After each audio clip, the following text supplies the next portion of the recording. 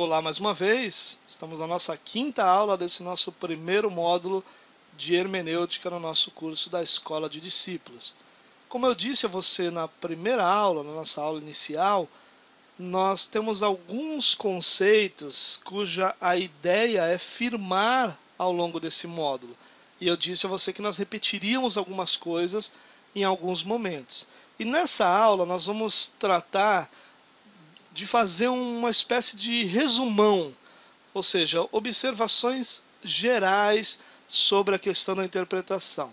É o conjunto de questões mais importantes que nós temos na hermenêutica que nós queremos frisar e queremos fixar melhor essas ideias, ok? Então é importante lembrar alguns detalhes sobre a linguagem bíblica e sobre o porquê. A gente já falou sobre o porquê estudar a interpretação, mas aqui nós vamos falar um pouco sobre o porquê da interpretação da palavra de Deus.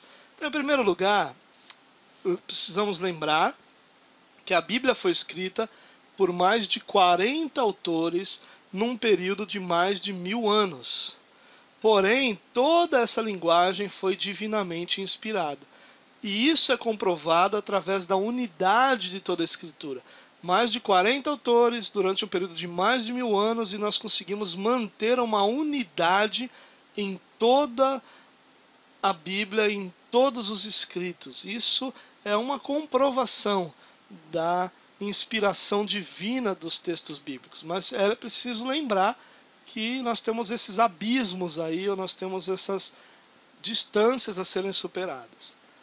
Como Paulo diz a Timóteo que a Bíblia torna o homem apto para toda boa obra, é óbvio que a sua linguagem pode ser compreendida por qualquer pessoa. Esse é um princípio importante. A Bíblia ela não é só para estudiosos. Os estudiosos vão trazer a interpretação de forma a que se torne mais didático, mas a linguagem bíblica ela pode ser compreendida por qualquer pessoa.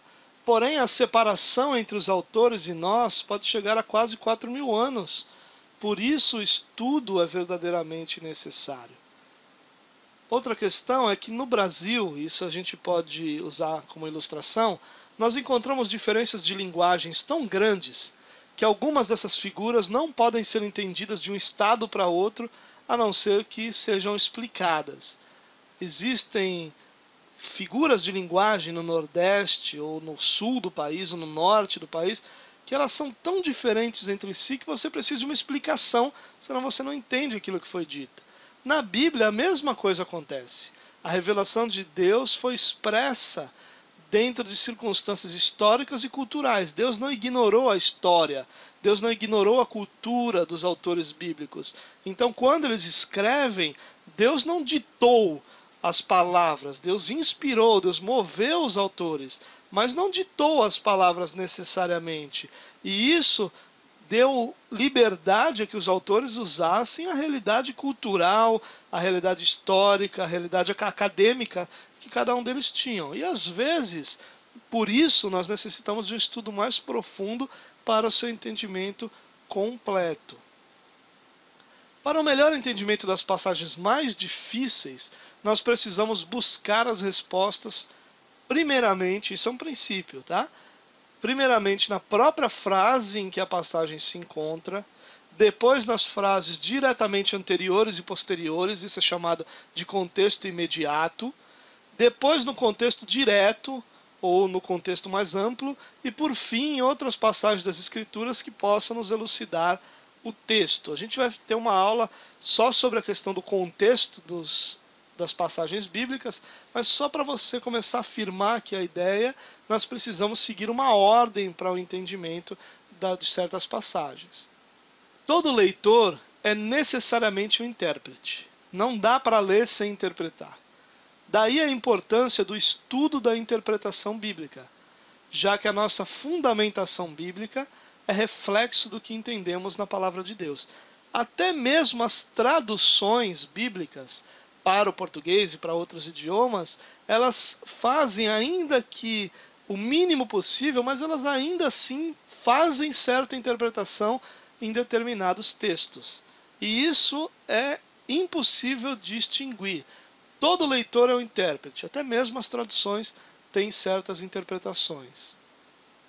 A tendência humana é a idiosincrasia, como nós já falamos, vendo no texto o que nós queremos que o texto diga, para apoiar nossas próprias ideias. Por isso a gente precisa entender que ler não significa entender. Tome cuidado com isso. A gente olha um texto e a tendência é que a gente interprete o texto de forma a que seja coerente com o que nós pensamos, com o que nós acreditamos, com o que nós queremos. E isso às vezes é um empecilho sério para a correta interpretação bíblica. Para uma correta interpretação, nós precisamos reconhecer que há um abismo a ser transposto. Nós já falamos sobre isso na nossa segunda aula, aqui é só dando uma refrescada. A cronologia também é um abismo, nós não temos uma cronologia perfeita de todos os eventos bíblicos, de todos os tempos bíblicos. A geografia, a cultura, a língua, a literatura, a maneira de Deus agir em cada situação, tudo isso, todas essas questões são problemas que o intérprete bíblico precisa procurar solucionar, ou seja, são abismos a serem transpostos para que ele possa então ter uma verdadeira interpretação bíblica. Antes da gente continuar falando de assuntos novos, é necessário nós estabelecermos o princípio da diferença entre a interpretação bíblica e a aplicação de um texto bíblico. Vamos lá. Aplicação é o conjunto de maneiras de usar a verdade interpretada em nossos dias. Ou seja, você pega uma verdade interpretada e aplica para o nosso contexto. Seja o contexto social, seja o contexto acadêmico, seja o contexto cultural, seja o contexto que for, quando nós pegamos a interpretação e adequamos ao nosso contexto, ou usamos dentro do nosso contexto, nós estamos criando uma aplicação à palavra de Deus. Desta forma, há apenas uma interpretação correta para o texto, ainda que possam existir várias aplicações. Vou dar um exemplo de aplicação que eu acredito ser interessante. A maneira mais comum de nós criarmos aplicações são nos nossos momentos devocionais. Nós pegamos um texto que tem uma determinada interpretação, que é correta, que é bíblica, mas aquele texto ele é colocado numa aplicação para a nossa vida, onde o contexto histórico, cultural daquele momento, daquele texto, até mesmo a interpretação, ela é aplicada às nossas vidas de outra forma. O nosso momento devocional é muito assim. Nós estamos com um assunto em nossa vida e alguns textos bíblicos falam conosco, ou melhor ainda, Deus fala conosco através de alguns textos bíblicos que na sua interpretação não teriam nada a ver com aquele assunto que nós estamos lidando, mas no nosso momento devocional aquilo se torna a voz de Deus para nós, ok? Mas para nós fazermos essa transposição da situação histórica, ou seja, lá no momento em que foram narrados, para os dias atuais, nós precisamos então chegar a um princípio eterno através do processo hermenêutico. O que é um princípio eterno? Ela é uma declaração doutrinária que independe da época para a sua validade. Essa declaração doutrinária está baseada na mente de Deus e não nas situações mundanas e humanas. Por isso, independe de época. Princípio eterno é aquilo que é verdade para Moisés, para Davi, para Paulo, para mim, para você, independente da época em que nós vivemos. Então, quando nós juntamos essas duas coisas, nós temos a aplicação. Como exemplo, para nós encerrarmos esse nosso encontro, eu vou usar o texto de Deuteronômio 6, os versos 6, 7, 8 e 9. Diz assim: que todas essas palavras que hoje lhe ordeno estejam em seu coração. Ensine-as com persistência a seus filhos. Converse sobre elas quando estiver sentado em casa, quando estiver andando pelo caminho, quando se deitar e quando se levantar. Amarre-as como um sinal nos braços e prenda-as na testa. Escreva-as nos batentes das portas de sua casa e em seus portões.